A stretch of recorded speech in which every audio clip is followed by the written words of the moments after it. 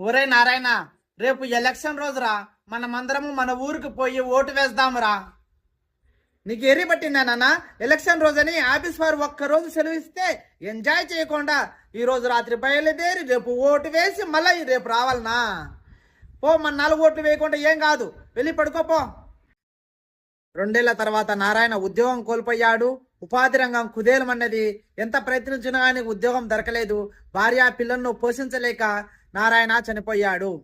ఈ వీడియో తీయడానికి ప్రధాన కారణము ఈనాడు పోలింగ్ శాతము 50, 60, మహా అంటే 70 కంటే ఎక్కువ కావడం లేదు.